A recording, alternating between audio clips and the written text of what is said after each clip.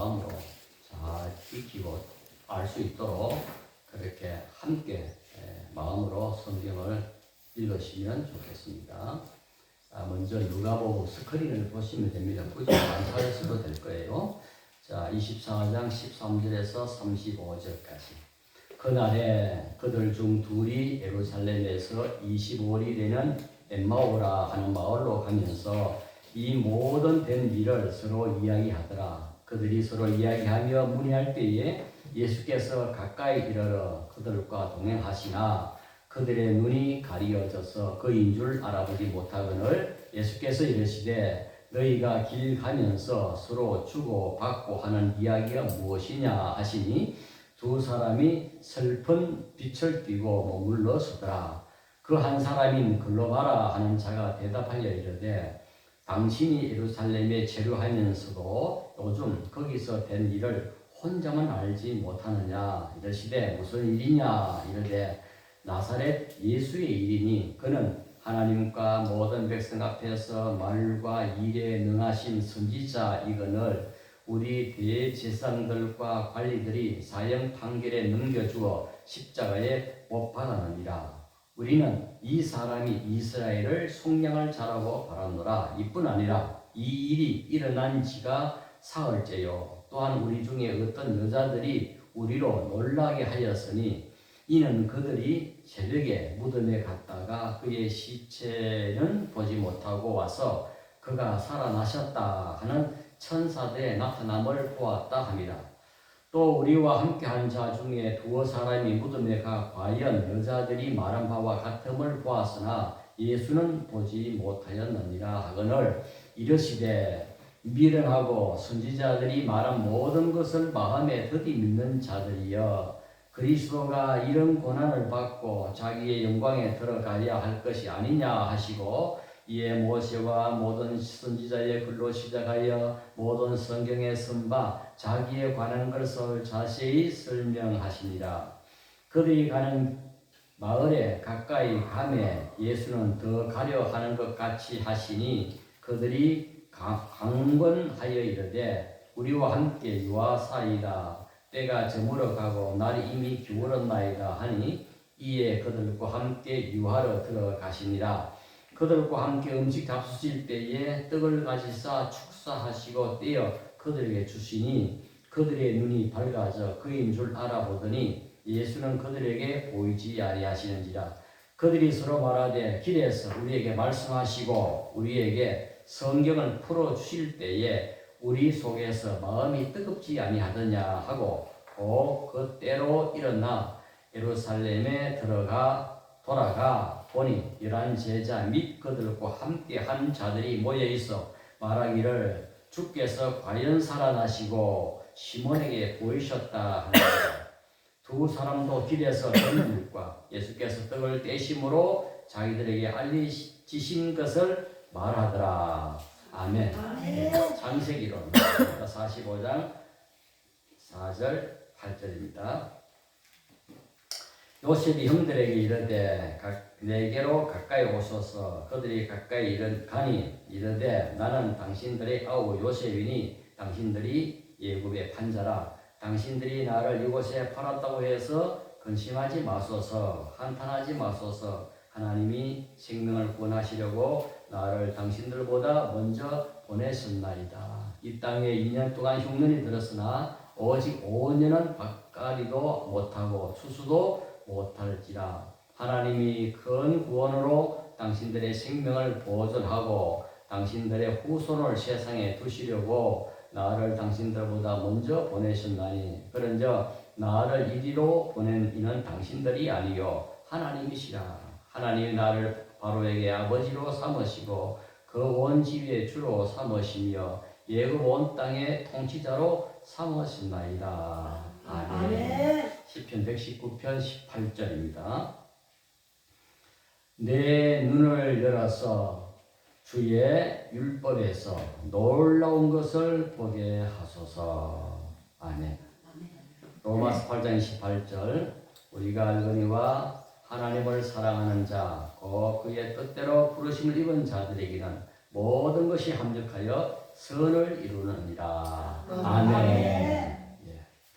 길에서 다시 잃는 인생이라는 제목으로 말씀을 선포하겠습니다. 자, 1번 스크린 보면 사람은 인생을 잃고 있지만 길을 잃습니다.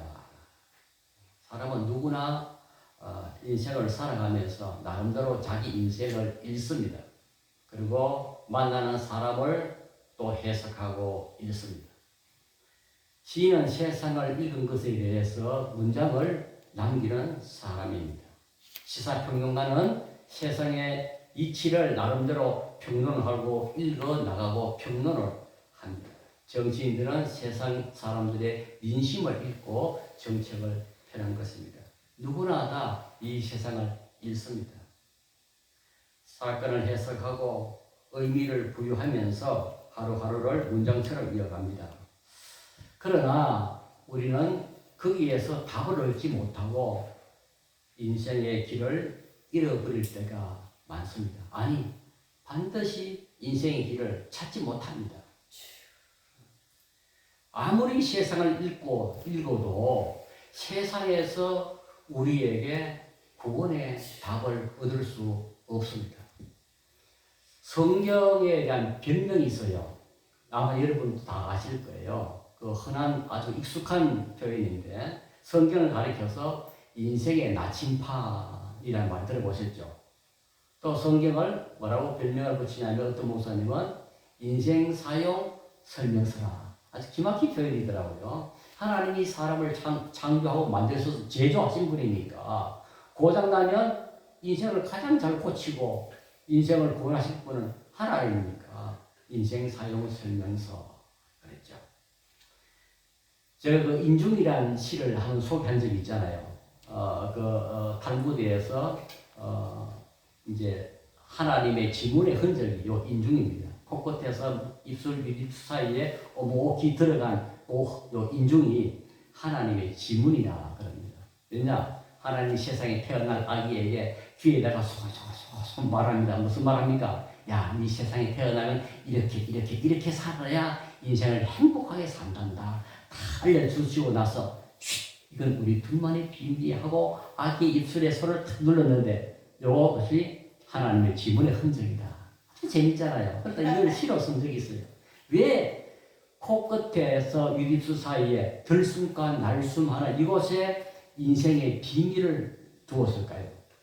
그것은 하나님과 우리 둘만의 관계 속으로 들어갈 때만이 인생의 비밀이 풀린다는 뜻입니다. 또 성경을 변명하기를 인생 내비게이션이다. 요즘 여러분 내비게이션 없이 운전을 못하겠더라고요. 옛날에 저도 30대만 해도 서울까지요 잘 갔습니다. 운전해서. 그래 제 아내가 아주 제보고 제법 똑똑하다 그랬는데 요즘은 하는 말이 좀 어리버리해졌다. 이 내비게이션 없이는 찾지를 못하겠더라고요. 그 성경을 변명을 인생 내비게이션이다. 맞는 말입니다. 성경을 통해서 우리는 인생을 읽을 수가 있고 인생의 답을 얻을 수가 있기 때문입니다. 오늘 이 얘기 하자는 거예요. 오늘 보면 누가복음 24장 27절을 보시면 길 위에서 책 읽는 예수님의 모습을 볼 수 있습니다. 두 명의 제자들이 엠마오로 향한 길을 가고 있었는데 예수님이 다른 모습으로 부활하신 예수님이죠. 그들에게 나타나셔서 책을 읽어주시는 거예요. 그 책을 읽어주시는 그 책이 무슨 책이에요? 성경책이죠. 그 구약 말입니다. 예수님 당시에는 구약밖에 없었습니다. 우리는 지금 구약 신약이라 말을 하지만 유대인들은 히브리 성경이라고 합니다. 신약을 인정 안 하는 히브리 성경이죠. 예수님이 책 읽는 장면은요 종종 볼 수 있습니다. 누가복음 4장 16절 21절에 보면 나사렛 회당에 들어가셔서 책을 펴고 읽으십니다. 이사야 61장 읽으시죠. 이사야에서 예언한 600년 전에 예언했던 메시아의 예언이 예수님 자신에게서 현실화되어졌다, 이루어졌다 하는 말로 설명을 해주고 성경을 읽어주는 것입니다. 예수님은 종종 성경을 자주 많이 읽으신 것 같아요. 그 일화가 있잖아요. 12살 무렵에 예루살렘에 갔는데 예루살렘 선생님들과 함께 성경 박사들과 함께 성경 토론을 하고 있었잖아요. 이 토론하면 지식 없이 안 되거든요. 그 정도로 예수님은 성경을 많이 읽었습니다. 그러나 이 성경은 예수님만 읽으신 게 아니라 마귀도 성경을 읽습니다. 예수님이 광야에서 40일 금식하셨잖아요. 그러니까 마귀가 찾아와서 성경을 가지고 읽으면서 그 성경을 내용을 가지고 예수님을 유혹하는 것입니다. 누가복음 4장 10절에 보면 마귀는 이렇게 말합니다. 성경에 기록하기를 10편 91편 내용을 가지고 성전 꼭대기에서 뛰어내려 봐라. 성경을 네가 믿는다면, 네가 메시아라면 이 성경 말씀대로 그렇게 될 것이다. 높은 성경 꼭대기에 뛰어내려도 발이 다치지 않게 천사들이 와서 지켜줄 것이다. 그 성경을 가지고 유혹하는 거예요. 여러분, 예수님도 성경을 읽고 마귀도 성경을 읽었습니다. 똑같은 하나님의 말씀을 읽었지만 결과는 완전히 달랐습니다.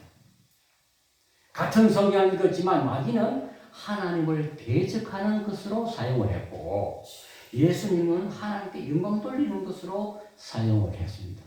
사람들도 마찬가지입니다. 똑같은 성경, 같은 성경을 읽고 있지만은 다른 길을 가는 사람들이 있습니다. 이단, 사이비, 유사, 기독교 같은 사람들. 그 사람들 똑같이 우리와 같은 똑같은 성경을 읽고 있습니다만은 엉뚱한 하나님을 믿고 있고 엉뚱한 예수님을 믿고 엉뚱한 것을 믿고 있다는 말이에요. 오직 성경 말합니다. 여호와의 정인들 통일교 신천지 길거리 보면 무료 성경 공부 등등 어떻게 한 성경을 가지고 이렇게 다양한 교파, 다양한 이단들, 다양한 사람들이 나올 수 있을까? 자기들은 다 자기들이 옳다 그래요. 여러분 우리는 우리 교단과 우리의 신학을 우리가 옳다라고 합니다. 제 친구가 여호와의 정인 장로가 한 사람이 있어요. 아주 어릴 때 정말 친한 친구였는데 어느 날 보니까 여호와의 마누라 때문에 여호와 정인 따라가지고 장로가 돼 있다. 장로는 우리 그 장로로 말하면 목사예요. 돼 있더라고. 자기들이 성경 해석이 옳다는 거예요. 왜 이런 일이 일어나는 겁니까? 도대체 기준이 뭐냐는 거예요. 그래서 이건 이제 다음번에 설교에 제가 다룰 문제라고 생각합니다. 아무튼 어떤 사람은 성경을 통해서 하나님을 믿고 생명을 얻지만 어떤 사람은 하나님의 말씀을 잘못 읽어서 배가 망신하고 또 자신을 신격화하고 사람들을 종교 가스라이팅해서 종교 사기꾼이 되기도 합니다.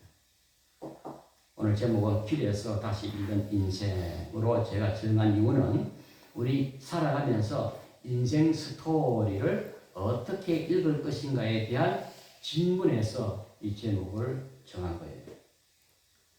자, 오늘 본문에서 엠마오로 가는 두 제자가 나옵니다. 17절에 보면 길을 가는 그 두 사람의 표정은 굉장히 침통했습니다. 예루살렘에서 11km쯤 떨어진 엠마오로라는 길을 가고 있는데 침울한 표정이었어요. 그들의 대화도 힘이 없었습니다. 실망이 가득했습니다. 왜 그렇습니까? 그들이 예수님이 메시아인 것을 믿고 예루살렘에 올라가서 예수님의 제자로 활동을 했습니다. 성경에 의하면 메시아가 오시면 구원을 이스라엘 민족에게 희망과 구원을 준다고 약속했기 때문에 그들은 정치적인 메시아로 인정을 해서 예수님을 따르면 예수님이 왕권을 차지하게 될 때에 인생길이 환하게 열린다라고 생각하고 희망을 가졌습니다. 그런데 뜻밖의 예수님이 십자가에 죽으시는 거예요. 메시아가 로마 제국의 압제에서 이스라엘 민족을 해방시켜주는 그런 메시아를 상상을 했지 메시아가 십자가에 죽는다는 것은 상상도 할 수 없는 일이었습니다. 그런데 현실적으로 실제로 그런 일이 일어나니까 이 사람들이 너무 실망하게 된 거예요. 마치 닭 쫓던 개꼴이 된 것입니다. 그래서 예루살렘에서 이제 희망 없이 엠마오로 낙향하는 길이었습니다. 왜 이 사람들이 낙심했을까요? 그 이유는 단 하나입니다. 그들은 성경을 읽었지만 예수 그리스도를 읽지 못했습니다. 성경에 보세요. 복음서를 보면 제사장, 바리새인, 서기관, 율법사 이런 사람들도 성경의 박사들입니다. 그런데 그 사람들은 문자적인 율법은 읽었지만 하나님의 구원의 문법인 예수 그리스도를 읽지 못했습니다. 그래서 그들은 인생을 잃었다는 사실입니다. 김용옥 교수 아시죠? 머리 빡빡머리 해가지고 저도 그분의 탁월한 어떤 그 지식이라든가 이거에 때로는 감탄합니다. 제가 그분의 책도 여러 번 읽었습니다. 지금도 책이 있습니다만 탁월한 분이죠. 성경을 참 연구 많이 했습니다. 그분이 쓴 로마서, 마가복음 그 책도 제가 갖고 있으면 읽었습니다. 정말 탁월합니다. 그럼에도 불구하고 그분은 복음을 잃어버렸습니다. 예수 그리스도를 읽지 못한 거예요. 이처럼 성경을 잘못 읽는 사람들이 많습니다. 자기 방식대로 성경을 읽고 자기 방식대로 성경에서 말씀하는 예수가 아닌 헛상의 예수를 가진 사람들이 많습니다. 제가 잘한다기보다는 책을 통해서 이제 익숙하게 알고 있죠. 김성옥이라는 소설가가 있습니다. 1960년대, 70년대 한국의 탁월한 천재적인 소설가입니다. 이번에 소설은 이제 대학교에서 교재로도 많이 쓰고, 국문과에서 교재로 쓸 정도로 탁월한 천재적인 소설가입니다. 이번에 순천 출신인데 천재입니다.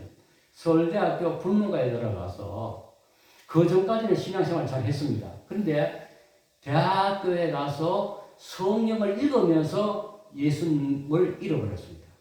하나님을 버렸습니다. 보통 예수 안 믿다가 성경을 보면서 읽으면서 하나님을 만나잖아요. 근데 이분은 거꾸로 된 거예요. 성경을 읽으면서 하나님을 잃어버리게 된 거예요. 그것도 예수 믿지 않았습니다. 훌륭한 소설을 썼습니다. 인생을 탐구, 인생 읽기에 대한 탁월한 결의를 가졌습니다.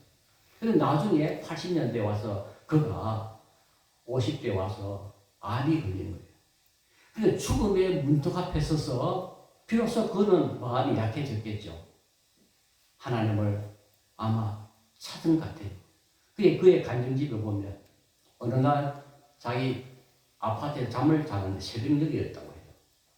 깜깜한 불을 다 껐는데 저 창쪽에서 하얀 손이 나타났다는 거예요. 이 손만 나타난 거예요. 나타나서 자기의 환부, 암이 걸린 그곳에 얹을 수 있다는 거예요. 그 편안함을 체험하고 나서 그때부터 이분은 암이 나섰습니다. 기적적으로 치유가 된 거죠. 그때부터 이분은 이제 그분이 쓴 책에서 내가 만난 하나님이라는 책도 썼어요. 이분은 굉장히 지성적인 사람입니다. 뛰어난 지식인입니다. 그런 환상이나 보고 그런 헛된 그런 어떤 종교적인 그런 홀림에 빠진 사람이 아니에요. 그런데 하나님의 기적적인 찾아오심을 통해서 그가 잃어버렸던 하나님을 비로소 만나게 된 것입니다. 자, 스크린 위로 올립시다. 예수님은 성경을 다시 읽어주십니다. 아까 책 읽어주시는 예수님에 대해서 제가 말씀을 드렸죠. 부활하신 예수님이 낙심천만에서 엠마오로 가고 있던 두 제자에게 나타나셔서 야, 내가 부활했노라고 부활체를 보여주거나 어떤 특별한 기적을 행하신 것이 아니라 성경을, 책을 읽어주는 일로 나타나신 거예요. 아주 저는 이 부분이 정겹습니다. 책 읽어주신 예수의 모습을 한번 생각해 보십시오. 저도 이제 아이들에게 책을 좀 읽어준 기억이 납니다. 책 읽어주는 모습은 참 아름다운 모습이죠.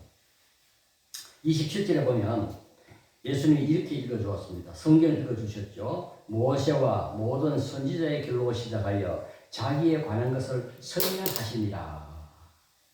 여기에서 설명하시니라 는 뜻은요, 원어적인 뜻으로 풀이해 보면 다시 번역해 주다, 해석하다 그런 뜻을 가지고 있습니다. 그러니까 예수님은 성경을 통해서 두 제자잖아요. 성경을 읽었지만 예수님을 읽지 못한 그들을 향해서 예수는 새로운 읽기 독법을 가르쳐 주신 거예요. 그게 바로 이겁니다.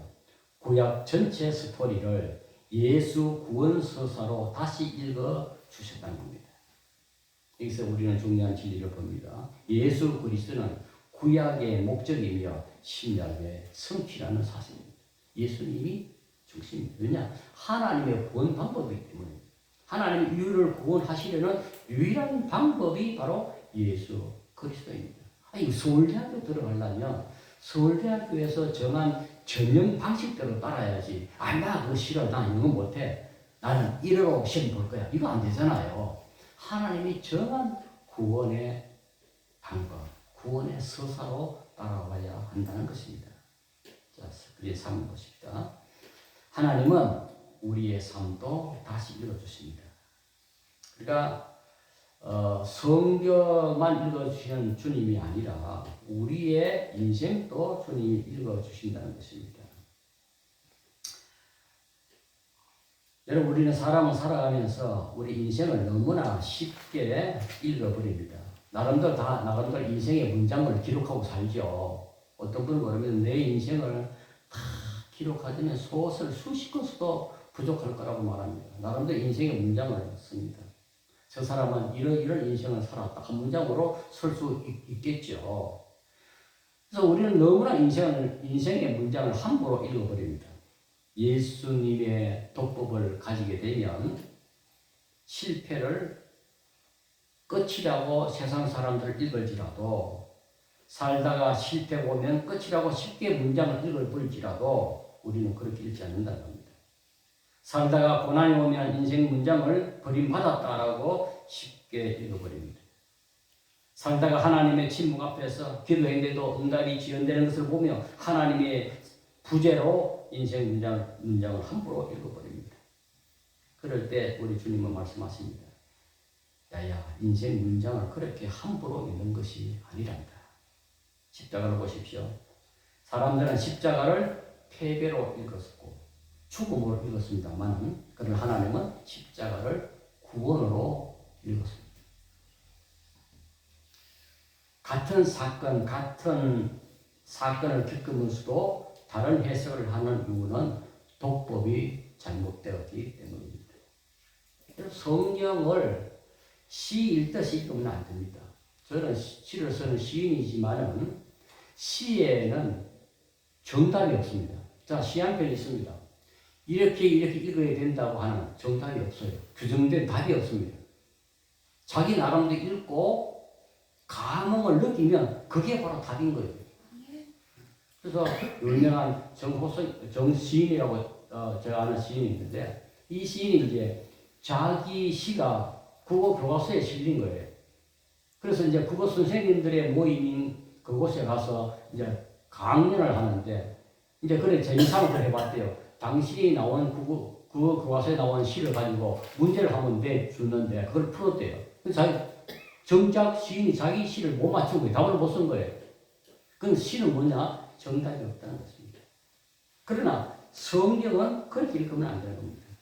성경은 우리에게 읽어야 할 독법이었는데 예수 그리스도의 읽기로 성경을 읽어야 합니다. 자, 스크린 살아보면 예수 부활 스토리는 혁명적인 읽기를 요청합니다. 부활 스토리에서 하나님의 구원 서사를 읽어내라는 것입니다. 자, 봅시다. 성경을 읽을 때 우리는 죽음을 생명으로 읽어야 할 문장입니다. 절망을 소망으로 읽어야 할 문장입니다. 끝을 시작으로 읽어야 할 문장입니다. 우리가 끄트머리라 말을 썼죠. 끝과 머리의 합성어입니다. 그러니까 예수 그리스도의 복음을 만나면 죽음을 생명으로 읽는다는 겁니다. 절망을 소망으로 읽어야 할 문장이고 끝을 시작으로 읽어야 할 문장이 있는 것입니다. 이 예를 아까 창세기 45장 읽었잖아요. 요셉의 스토리에서 만날 수 있습니다. 여러분, 요셉은 야곱의 아들이잖아요. 자기 형들에게 시기 질투를 받아서 이집트의 노예로 팔립니다. 그래서 13년간 그 낯설고 물선 예굽의 노예 생활에서 어쨌든 치열하게 살아가서 대예굽의 총리가 된 거예요. 그래 자기 고향에서 있던 부모 형제들이 굶주림에 지쳐서 예굽의 양식을 사러 온 거예요.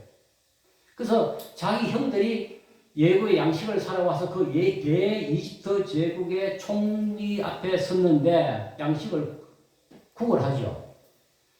근데 형들의 입장에서는 요셉이 예굽의 총리가 된다는 건 상상도 하지 못한 일이에요. 그런데 이제 요셉이 자기 형들 불러놓고 그 앞에서 커밍아웃 하잖아요. 내가 바로 당신들이 노예로 팔아버렸던 당신의 동생인 요셉입니다. 그렇게 말하잖아요. 그리고 하는 말이 당신들은 나를 팔았다고 생각하지만 하나님이 나를 보내신 것이다. 형들의 버림을 하나님의 보냄으로 읽었습니다. 예굽에서의 받은 수많은 상처를 하나님의 섭리로 읽었습니다. 예굽에서의 그 엄청난 고난을 하나님의 큰 민족을 이루기 위한 하나님의 준비로 읽었다는 사실입니다. 이것이 성경 읽기의 독보적인 것입니다. 로마서 8장 28절은 제 인생의 요절로 삼고 있습니다. 하나님을 사랑하는 자, 곧 그 뜻대로 부르심을 입은 자들에게는 모든 것이 합력하여 선을 이루느니라. 저는 어려움이 올 때마다 이 말씀을 늘 되뇌입니다. 하나님의 사랑하는 자, 그 뜻대로 부르심 입은 자들에게 모든 것이 합력하여 선을 해주신다. 하나님은 사건을 낭비하지 않습니다. 모든 것을 엮어내시고 하나님의 이야기로 완성해 주시는 분이십니다. 여섯 번째, 마음이 뜨거워지는 순간입니다.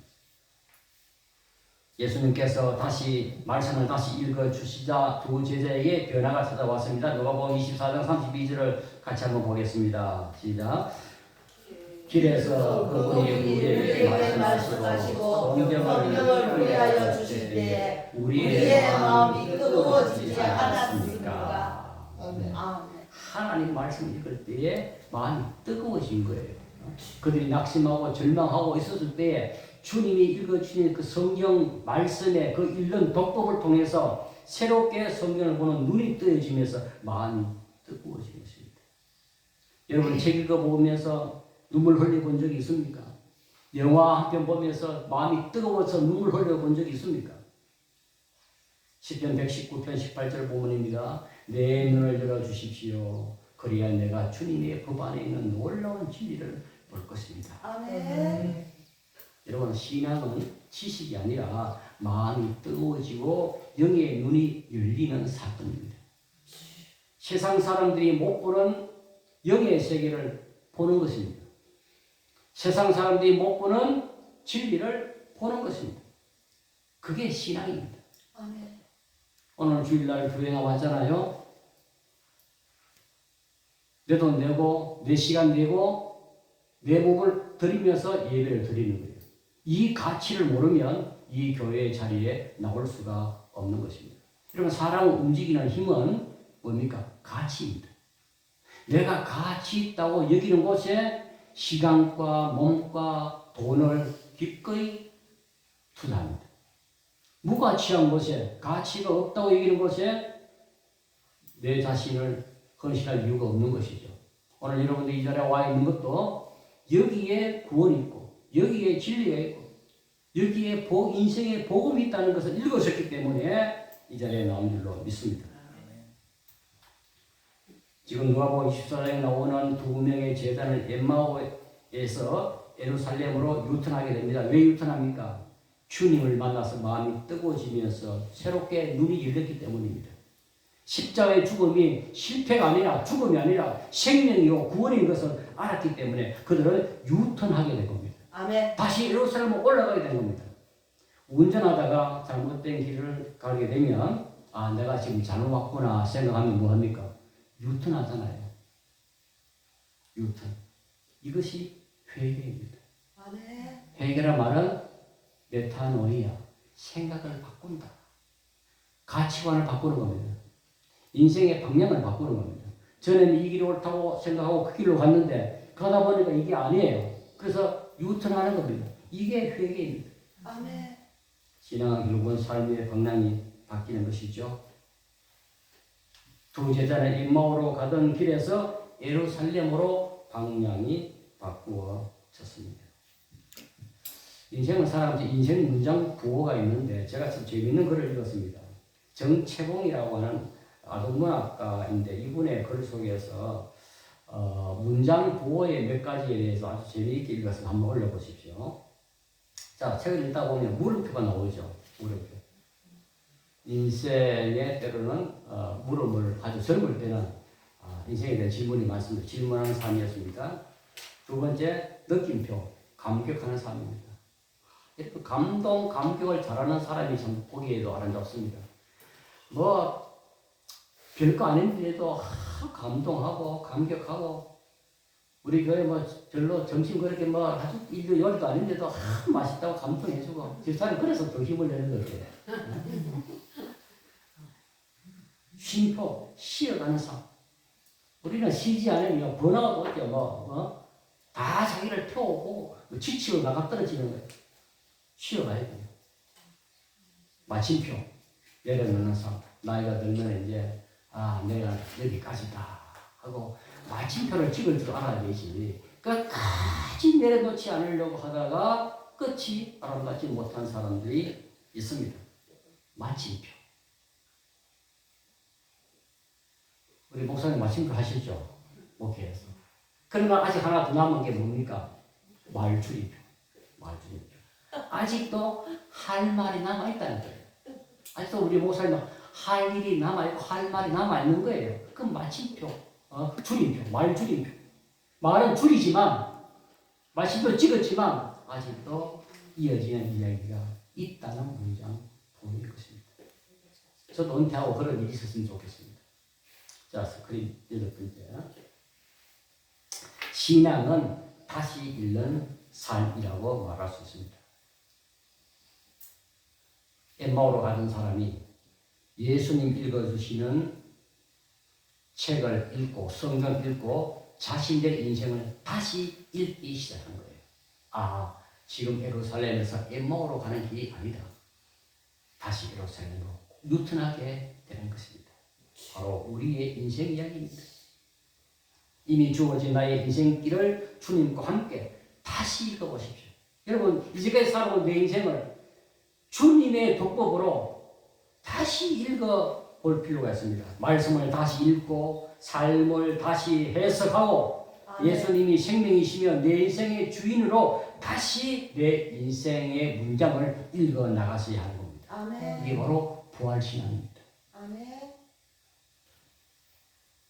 죽음의 문턱 앞에서 인생을 돌아보잖아요. 야, 내 인생 잘못 살았구나. 그렇게 가게 되기 전에 지금부터 주님의 독법으로 내 인생을 다시 읽어보십시오.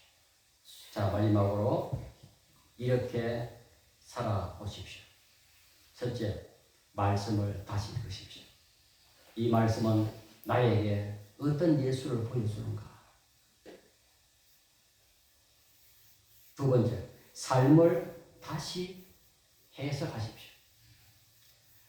어떤 사건을 만날 때마다 이 사건을 어떻게 하나님 믿고 읽고 계실까? 나 혼자 살아가는 인생이 아님을 기억하셔야 합니다. 세 번째, 주님께 맡기십시오. 주님, 내 인생을 다시 읽어주십시오. 맡길 인생이 있다는 게 얼마나 좋습니까? 젊은 어린아이들을 보면서 우리 부부는 그런 얘기해서 저 애는 참 좋겠다. 부모가 있어서 좋겠다. 부모가 있어서 좋겠다는 건 뭐예요? 의지할 대상이 있다는 거 아니겠어요? 저도 아직 부모님이 살아계십니다. 90이 넘었습니다만은 이제 뭐 어릴 때처럼 부모가 살아계셔서 뭐 의지되는 그런 조언이 아니죠. 좀 빨리 천국 가시면 좋긴 하겠습니다만은 하나님 아직 안 데려가시니까. 왜냐하면 노후에 너무 그래 하니까 건강이 어렵고 또 연세가 드니까 살아가기 참 힘겨워 보입니다. 그래서 우리가 소만 있기 때문에 하나님 빨리 천국 부르시는 것도 좋겠다 하는 생각을 해봅니다. 어쨌든 하나님 말씀 다시 읽으시고 여러분의 삶을 다시 재해석하시고 주님께 맡기시는 그런 복되고 복된 인생을 살아가시기를 주의 이름으로 축원합니다. 아멘. 기도하겠습니다. 주님, 우리는 많이 읽었지만 바르게 읽지 못했던 사람들입니다. 우리의 눈을 열어주셔서 성경 속에서 삶 속에서 오직 예수 그리스도를 보게 하옵소서. 아멘. 우리의 실패를 다시 읽어주시고 눈물을 다시 해석해 주시며 우리의 길을 부활의 길로 인도하여 주옵소서. 임마오의 길에서 우리와 동행하시는 주님을 알아보는 눈을 허락하여 주옵소서. 예수 그리스도의 이름으로 기도드렸습니다. 아멘. 아멘. 203장